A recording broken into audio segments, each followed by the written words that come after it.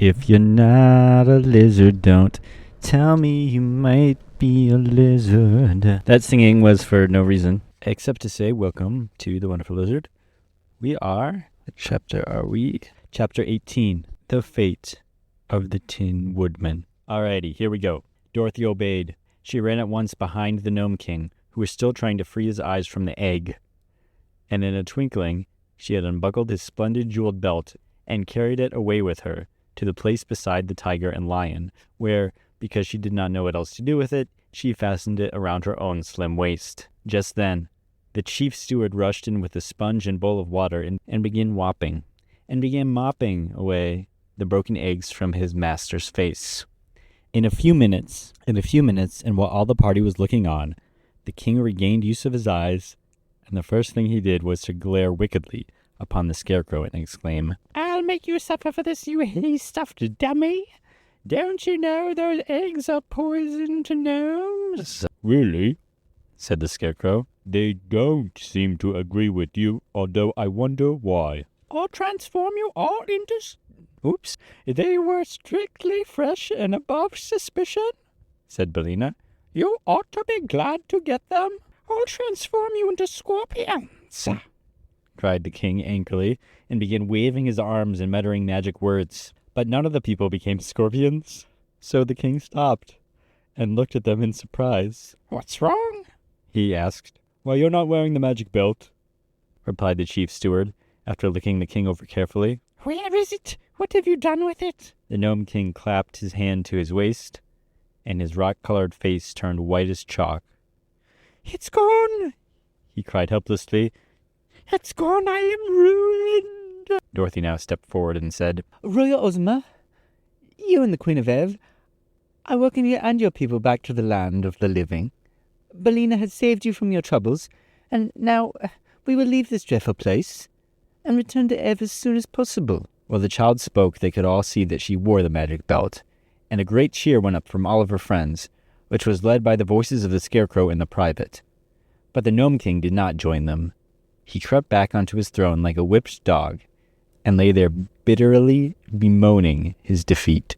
I guess this would be as good a time as any to talk about how I used to crack eggs on my head for money online. Fiverr.com, I would say a message, crack an egg on my head, and then film it and get a little money. But then they a couple of years later they said it violated their terms of service, so it's no longer a thing. But I was in like a little music video somebody made where I cracked an egg on my head, so that's cool.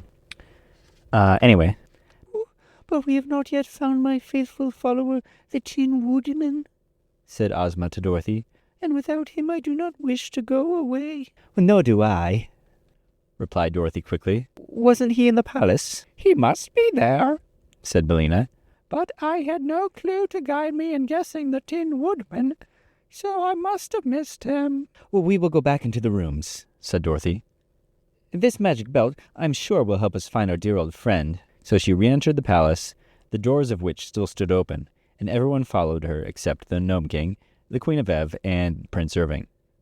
The mother had taken the little prince into her lap and was fondling and kissing him lovingly, for he was her youngest born. But the others went with Dorothy, and when she came to the middle of the first room, the girl waved her hand, as she had seen the king do, and commanded the Tin Woodman, whatever form he might then have, to resume his proper shape. No result followed this attempt, so Dorothy went into another room and repeated it, and so through all the rooms of the palace.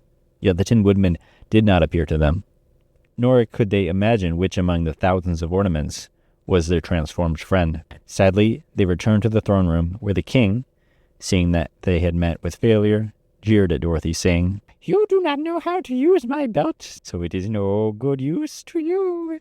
Give it back to me, and I will let you go free, you and all the people who came with you. And as for the royal family of Ev, they are my slaves.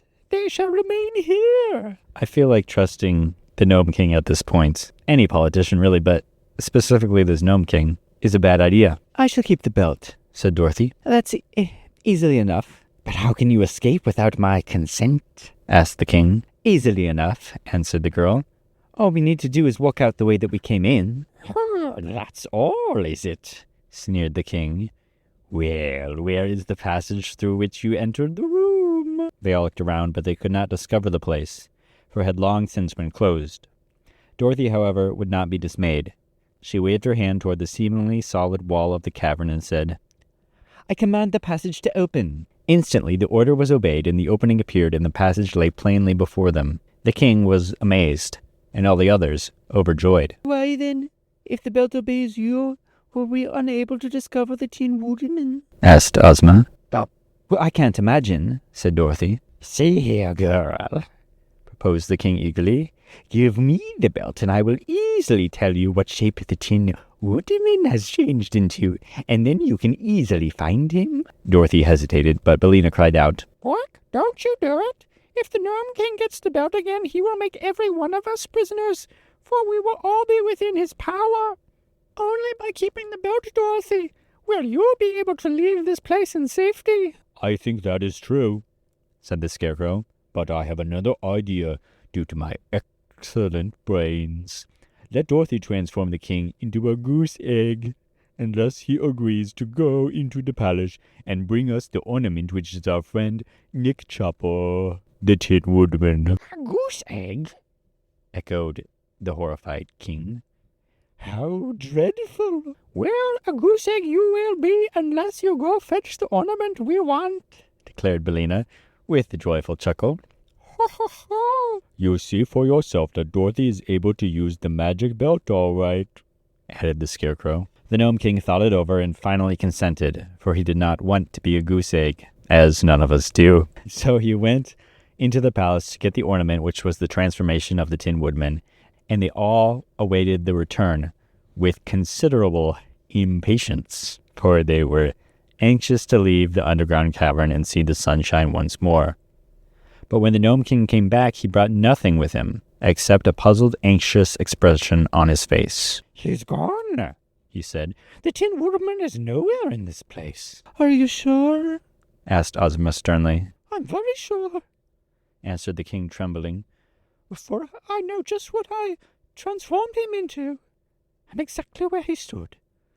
But he is not there, and please don't change me into a goose egg, because I've done the best that I could. They were all silent for a time, and Dorothy said, There's no use punishing the Gnome King anymore, and I'm afraid we'll have to go away without our friend. If he is here, we cannot rescue him, agreed the Scarecrow sadly. Poor Nick. I wonder what has become of him. And he owed me 6 weeks back pay, said one of the generals, wiping a tear from his eyes with a gold-laced coat sleeve. Yes, your friend is gone, and we're worried about the money. Very sorrowfully, they determined to return to the upper world without their former companion.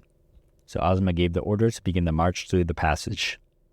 The army went first, and then the royal family of Ev, and afterwards Dorothy, Ozma, Billina, the Scarecrow, and Tik-Tok.